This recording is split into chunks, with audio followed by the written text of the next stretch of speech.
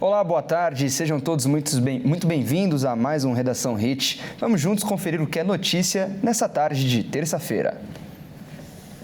A União Europeia e o Canadá se posicionaram com firmeza contra as ameaças de Donald Trump sobre a Groenlândia nesta terça-feira, durante o Fórum Econômico Mundial de Davos. O Parlamento Europeu também anunciou a suspensão do processo de ratificação do acordo comercial do Bloco Europeu com os Estados Unidos.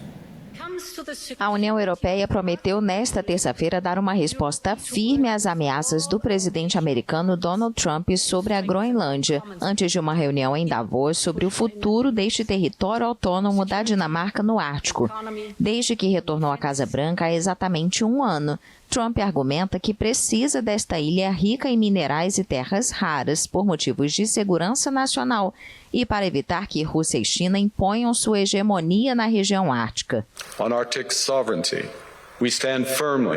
Sobre a soberania do Ártico, apoiamos firmemente Groenlândia e Dinamarca e apoiamos totalmente seu direito único de defender o futuro da Groenlândia. 8 países europeus manifestaram sua firme oposição a este plano expansionista e enviaram uma missão militar de exploração à ilha na semana passada. Todos são membros da OTAN, entre eles Reino Unido, Alemanha e França, as principais economias do continente. Trump reagiu ameaçando impor tarifas caso se oponham ao seu plano. Em seu discurso no Fórum Econômico Mundial, na estação de esqui suíça de Davos, a presidente da Comissão Europeia, Ursula von der Leyen, alertou que Trump poderia acabar mergulhando as relações entre a União Europeia e os Estados Unidos em uma espiral descendente. And this is why the proposed additional tariffs are a mistake. E é por isso que as tarifas adicionais propostas são um erro, especialmente entre aliados de longa data. A União Europeia e os Estados Unidos chegaram a um acordo comercial em julho passado. E na política, como nos negócios, um acordo é um acordo. E quando amigos apertam as mãos, isso deve significar alguma coisa. It must mean something. O presidente francês Emmanuel Macron pediu que a União Europeia use suas ferramentas comerciais para responder e acusou os Estados Unidos de quererem enfraquecer e subordinar a Europa. A Europa tem ferramentas muito fortes agora e devemos usá-las quando não formos respeitados e quando as regras do jogo não forem respeitadas. O mecanismo anticoerção é um instrumento poderoso e não devemos hesitar em usá-lo no duro ambiente de hoje. Macron propôs a Trump realizar uma cúpula do G7 na próxima quinta-feira em Paris, mas o presidente francês disse depois que o evento não está agendado. Em meio às tensões, o Parlamento Europeu decidiu suspender o processo de ratificação do acordo comercial entre a União Europeia e os Estados Unidos. E olha só, o governo federal aposta em uma tecnologia para fechar o cerco à sonegação fiscal com a nova reforma tributária. Uma nova plataforma digital desenvolvida para operar 24 horas por dia promete ampliar a justiça tributária. A fraude, a evasão e a sonegação fiscal são fortes entraves ao financiamento de políticas públicas no Brasil. Recursos que deveriam chegar a áreas essenciais, como saúde, educação, segurança e infraestrutura, deixam de entrar nos cofres públicos todos os anos. Uma pesquisa da Federação Nacional do Fisco Estadual e Distrital mostrou que as 10 empresas com as maiores dívidas tributárias do país acumulam mais de 80 bilhões de reais em impostos não pagos. Somente em 2023, a sonegação no Brasil chegou a cerca de 600 bilhões de reais. Em meio a esse cenário, a reforma tributária surge como uma tentativa de virar a chave, apostando em tecnologia, automação e novas regras para coibir práticas ilegais e tornar o sistema mais justo. A percepção social também pesa, e um levantamento revelou que a maioria dos brasileiros acredita que paga mais impostos do que deveria. O novo sistema vai viabilizar mecanismos como o recolhimento automático do imposto no momento da transação, a apuração assistida, o crédito financeiro amplo e o cashback tributário voltado a famílias de baixa renda. Outro avanço é o endurecimento contra os chamados devedores contumazes, empresas que deixam de pagar impostos de forma recorrente e deliberada, usando a inadimplência como modelo de negócio. Na prática, o novo modelo reduz a dependência de declarações manuais e amplia a rastreabilidade das operações, dificultando fraudes e diminuindo litígios que hoje travam bilhões de reais no contencioso tributário. A Anatel começa a retirada definitiva de telefones públicos, os famosos orelhões. Isso acontece porque chegou ao fim as concessões de telefonia fixa. A Bárbara Benício está em frente a um orelhão neste momento, aqui no centro de São Paulo, e vai trazer as informações. Boa tarde, Bárbara, seja muito bem-vinda. Este mês vai marcar o fim de uma era, viu, Fernando? Boa tarde a você e a todos que nos acompanham. Todos os telefones públicos, como este aqui, vão ter que ser retirados das ruas de todo o Brasil. Os famosos orelhões são muito nostálgicos para muitas pessoas. Não é da minha época, eu sou um pouquinho mais nova, mas eles marcaram a comunicação dos brasileiros na década de 70 e no início dos anos 2000.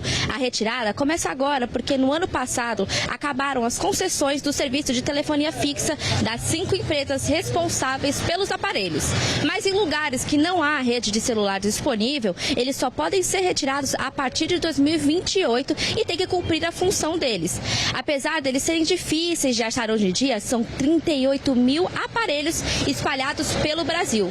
Só em São Paulo são 4.757 orelhões. Muitos deles não funcionam mais, é bem difícil de achar um que funcione hoje em dia e por isso a retirada deles já tem começado gradualmente, mas agora vai ser em massa e até o fim do mês espera-se que não tenham mais nenhum funcionando pelas ruas de todo o Brasil. É isso, vai ser realmente o fim de uma era, viu, Fernando? Eu volto com você aí no estúdio. Tá certo, Bárbara. Muito obrigado pelas informações. Se precisar de alguma coisa, liga a cobrar aqui na redação por este orelhão. Muito obrigado. E olha só, a Polícia Civil libertou um juiz de um cativeiro e prendeu 5 sequestradores. A vítima tinha sido levada pelos bandidos quando estava na Avenida Rebouças. Vamos conferir. A Polícia Civil de São Paulo libertou do cativeiro na manhã desta terça-feira um juiz do Tribunal de Impostos e Taxas, vinculado à Secretaria Estadual da Fazenda, que havia sido sequestrado no último domingo.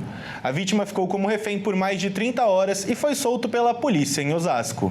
O juiz e auditor fiscal Samuel de Oliveira Magro tinha sido levado pelos bandidos durante a noite, quando estava na Avenida Rebouças, perto da Rua Oscar Freire, área nobre da Zona Oeste, e levado para um cativeiro localizado em Osasco, na Grande São Paulo.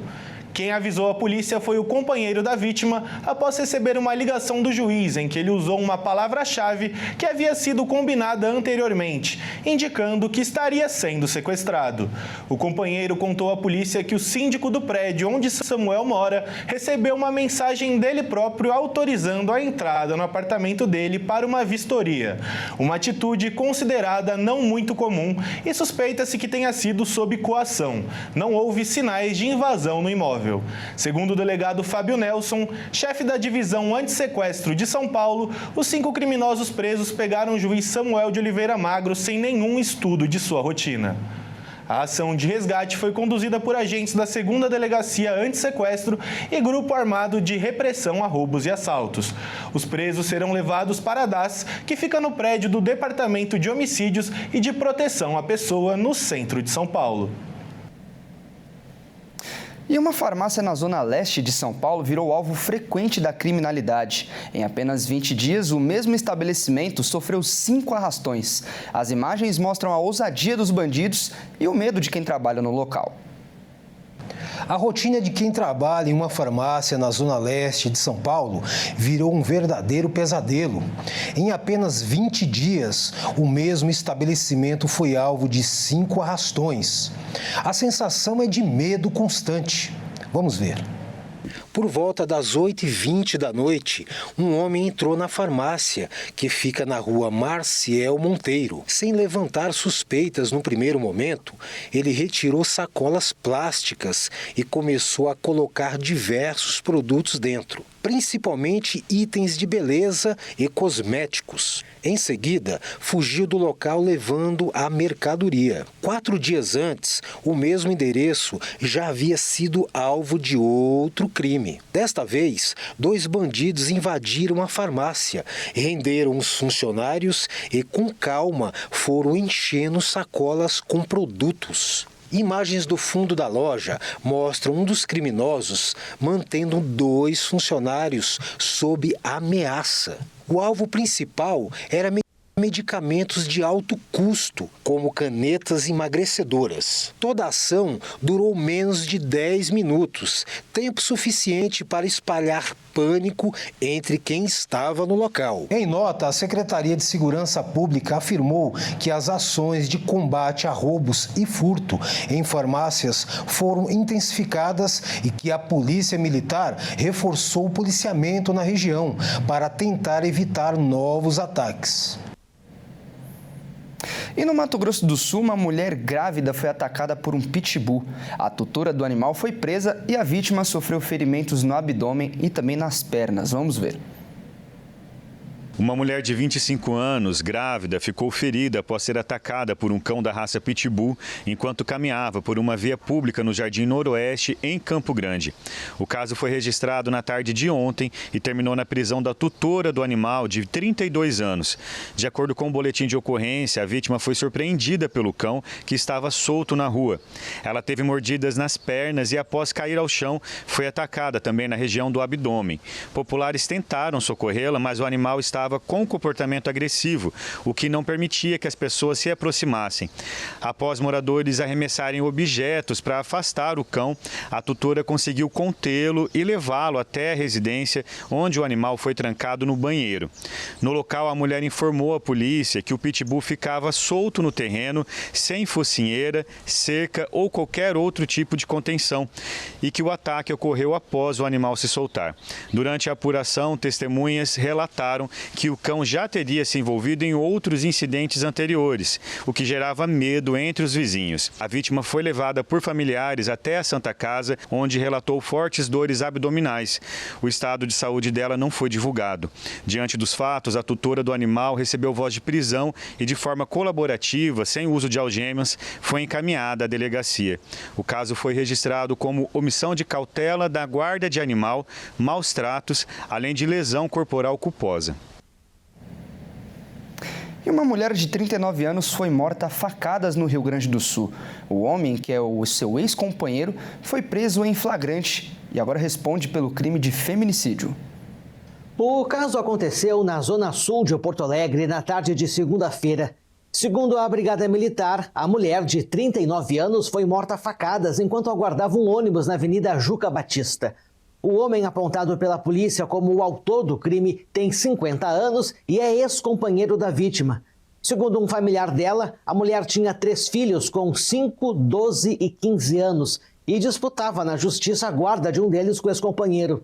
Conforme a Brigada Militar, o homem teria fugido do local em um carro logo após o ataque, mas acabou sendo localizado pouco tempo depois. Com ele, os policiais apreenderam o veículo usado na fuga e a faca que teria sido utilizada no crime, ainda com vestígios de sangue. O homem foi preso em flagrante por feminicídio, o 4º registrado neste ano aqui no Rio Grande do Sul. A Polícia Civil investiga o caso. E olha só, uma faixa com um pedido de desculpas causou curiosidade na população de Cocal do Sul, em Santa Catarina. A Secretaria de Saúde revelou que tratava-se de uma campanha de conscientização e combate à violência contra a mulher. Infelizmente, os casos de violência contra a mulher têm crescido em todo o país. Por isso, uma cidade aqui da região sul de Santa Catarina viralizou com uma nova campanha para chamar mais a atenção sobre esse assunto. Como vocês acompanham nas imagens, em um ponto da cidade de circulação, acabou sendo instalada uma faixa que diz: Maria, eu estava nervoso, volte para mim. Como se fosse aquele pedido de desculpa que a gente vê tradicionalmente quando os homens abusivos fazem aí o ato de serem violentos com as suas parceiras, sempre arranjam uma desculpa. Uma hora é a bebida, outra hora é o nervosismo, sempre tem uma desculpa para cometer o ato violento e elas acabam o perdoando. Essa faixa ficou por alguns dias na cidade, chamando muita atenção, até que a prefeitura esclareceu o assunto, que era para chamar a atenção que ele não estava só nervoso, ele era uma pessoa violenta. Tudo isso gerou bastante comoção até nas redes sociais, até pela faixa ser enigmática e as pessoas querendo saber quem era a Maria, e alguns diziam: não, Maria volta, não, Maria não volta, perdoem. Entrou aquele calor humano no meio das redes sociais nas ações divulgadas pela prefeitura posteriormente. A secretária de saúde do município, Giovana Galato, veio às redes sociais esclarecer que uma cidade tão pequena como Cocal do Sul teve em apenas um ano 107 casos de violência contra a mulher registrada. Então isso chamou muita atenção, um número muito expressivo para diversos tipos de violência que acabaram aí também chegando a vias de fato, onde algumas dessas mulheres acabaram sendo levadas até a hospitais. Nenhuma delas veio a óbito, não foi cometido feminicídio registrado na cidade, mas em Santa Catarina esses números também têm aumentado significativamente, assim como em todo o Brasil. Portanto, quando a gente está falando bastante nesse assunto da violência contra a mulher, em ações de combate, essa chamou a atenção aqui no estado e em várias regiões do país, inclusive algumas cidades acabaram ligando para a secretária, alguns outros secretários de várias localidades, para saber como é que foi essa campanha, para saber como é que foi o desenvolvimento, para que outras ações parecidas sejam aplicadas em outros municípios, para que, enfim, chame a atenção que mulher, como se diz no ditado antigo, não se bate, muito menos com uma flor. Então é carinho, é amor, é respeito, não dá certo, cada um vai para o seu canto, é a melhor coisa, ou então denuncie. E olha só, a advogada Juliane Vieira recebeu alta hospitalar 3 meses após salvar a sua família de um incêndio num apartamento no Paraná. Vamos ver os detalhes com o Alexandre Cardoso. Juliane Vieira, de 29 anos, recebeu alta hospitalar e deixou o Hospital Universitário de Londrina, no norte do Paraná. A advogada estava internada há 3 meses, desde que ficou gravemente ferida ao salvar a mãe e o primo de 4 anos durante um incêndio no apartamento onde morava, no centro de Cascavel, no oeste do estado. No dia 14 de janeiro, foi confirmado que ela estava consciente e respirando naturalmente. Em dezembro de 2025, a mãe de Juliane, Sueli Vieira, informou que a jovem estava acordando aos poucos do coma induzido e consegue se comunicar com os familiares. Para essa melhora, foram necessários quase 2 meses de internação no Centro de Tratamento de Queimados, que é referência no estado para atendimento de pacientes com queimaduras. A advogada teve 63% do corpo queimado no incêndio. Em novembro de 2025, a Polícia Civil concluiu a investigação e apontou que o incêndio não foi intencional e não há sinal de crime. Segundo o laudo pericial, as chamas começaram na cozinha do apartamento. E nesta terça-feira, a Justiça italiana deu início à audiência para o pedido de extradição da ex-deputada Carla Zambelli. Ela é considerada foragida da Justiça brasileira.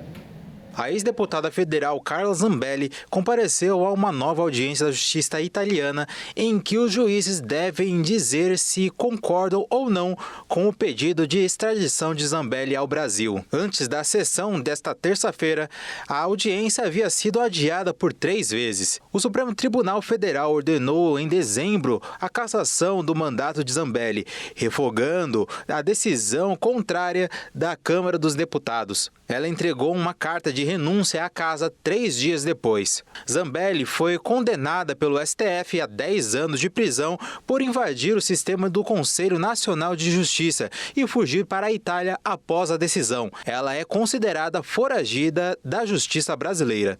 Após a prisão, Zambelli disse que quer ser julgada no país europeu e que provaria que não tem envolvimento na invasão do sistema do CNJ. A justiça italiana decidiu mantê-la presa durante o julgamento por entender que há risco de fuga. E o careca do INSS tentou fechar sem sucesso 3 contratos milionários com o Ministério da Saúde. Apontado como um dos principais operadores das fraudes em aposentadorias, a Polícia Federal apura se ele usou dinheiro desviado das aposentadorias em empresas de medicamentos.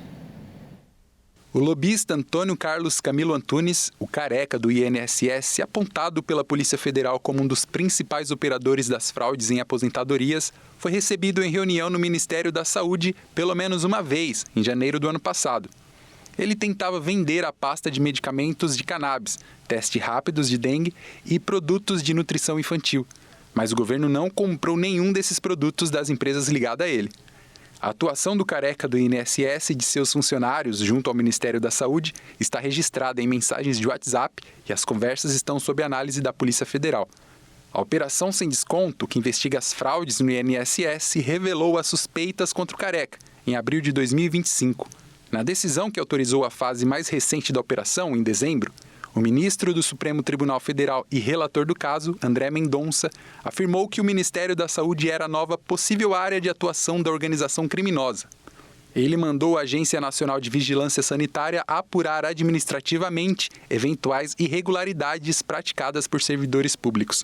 Uma das suspeitas é que o careca tem usado dinheiro desviado das aposentadorias para pagar propina e estruturar empresas de sua propriedade que miravam em contratos milionários na área da saúde.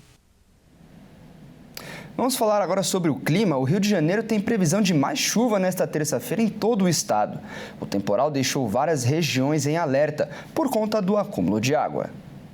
O tempo mudou no Rio de Janeiro e um temporal atingiu principalmente na Baixada Fluminense na noite desta segunda-feira. Duque de Caxias foi a cidade com maior acumulado de chuva e registrou 212 milímetros. Em Angra dos Reis, choveu 163 milímetros e em Mangaratiba, 154 milímetros. Diversas ruas ficaram inundadas e carros chegaram a ser arrastados no centro de Duque de Caxias. O muro da unidade do pronto atendimento do Parque Lafayette caiu. Nesta manhã, ainda chovia forte em Caxias, que seguia em estado de alerta máximo. Moradores informaram que alguns pontos da cidade estavam sem energia elétrica. A prefeitura pede que a população evite deslocamentos. Na capital também houve chuva forte e registro de bolsões d'água, que permaneciam na Avenida Brasil ao amanhecer. Uma árvore caiu no Grajaú e, ao todo, foram 40 bolsões d'água e 2 alagamentos registrados. Além da chuva, o Centro de Operações e Resiliência informou que a Marinha do Brasil emitiu um aviso de ressaca para a orla da cidade. As ondas podem atingir até 2,5 metros de altura. A recomendação é evitar banho de mar, esportes aquáticos, permanência em mirantes e circulação de bicicletas na orla, caso as ondas alcancem a ciclovia. Em situações de emergência no mar, o Corpo de Bombeiros deve ser acionado pelo telefone 193.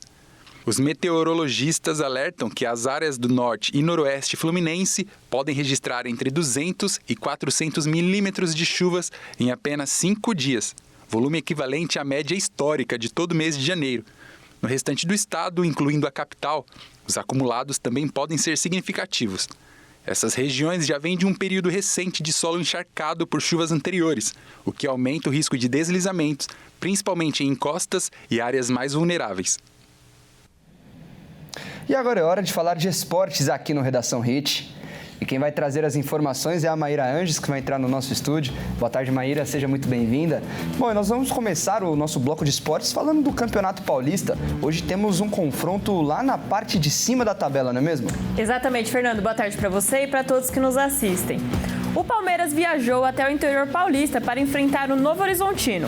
Um confronto entre o segundo e o terceiro colocado da competição. Novo Horizontino e Palmeiras se enfrentam às 20 horas desta terça no estádio Jorge Ismael de Biase, pela 4ª rodada do Paulistão. O Novo Horizontino chega animado após uma virada épica na última rodada. O Tigre do Vale reverteu um 3-1 e venceu o Primavera por 4-3 fora de casa. Esta sendo a segunda vitória do time, que é o terceiro colocado do Paulistão com 6 pontos. A única derrota foi na estreia para o Santos. Já o Palmeiras chega embalado com 100% de aproveitamento.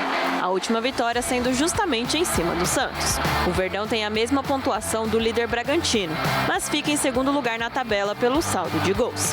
Tenta chegar aos 12 pontos para estar mais perto da classificação para o mata-mata. Abel Ferreira deve fazer novas mudanças no time, em que Veiga e Murilo, que foram poupados na última rodada, podem ser novidade.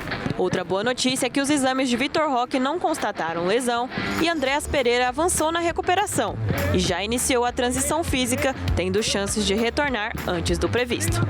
Mas ambos ainda são desfalque nesta rodada. E o São Paulo venceu ontem o Botafogo pela Copinha e se classificou para a próxima fase, que é a semifinal da competição. Conta pra gente. Exatamente, Fernando. O tricolor é o atual campeão e está fazendo de tudo para disputar a final mais uma vez. O São Paulo venceu o jogo por 3-1, com direito a um gol impressionante. O São Paulo se classificou para a semifinal da Copinha após vencer o Botafogo por 3-1. A partida foi quente, com muita disputa e entrega das duas partes. A torcida são paulina, aliás, deu um show à parte e compareceu em peso ao estádio para prestigiar a garotada. Com 2 gols marcados ao fim do segundo tempo, o grande destaque foi o último dos gols, um lance absurdo daqueles que Pelé não fez. O goleiro do Botafogo tinha ido para o ataque tentar o gol no escanteio. A bola afastada da área caiu com Paulinho, que nem pensou e arriscou de trás do meio-campo. Sem ninguém na defesa, a bola morreu no fundo da rede, selando a vitória tricolor. Atuais campeões, na próxima fase, o tricolor enfrenta o Ibrachina, que eliminou o Palmeiras e vive sua melhor campanha de Copinha. O jogo deve acontecer na quinta-feira, em horário e local a serem confirmados pela Federação Paulista de Futebol. Do outro lado, Cruzeiro e Grêmio brigarão pela outra vaga na grande decisão. E o São Paulo e o Ibrachina anunciaram que a disputa da semifinal vai acontecer no estádio Morumbi, às 21h30, nesta quinta-feira. Bom, Fernando, por enquanto é só. Uma ótima tarde para você e a todos que nos assistem. Até mais. Tá certo, Maíra. Muito obrigado pela participação. Ótima tarde para você também. E esta edição também fica por aqui. Muito obrigado pela sua companhia. Continue ligado na nossa programação. Até mais. Tchau.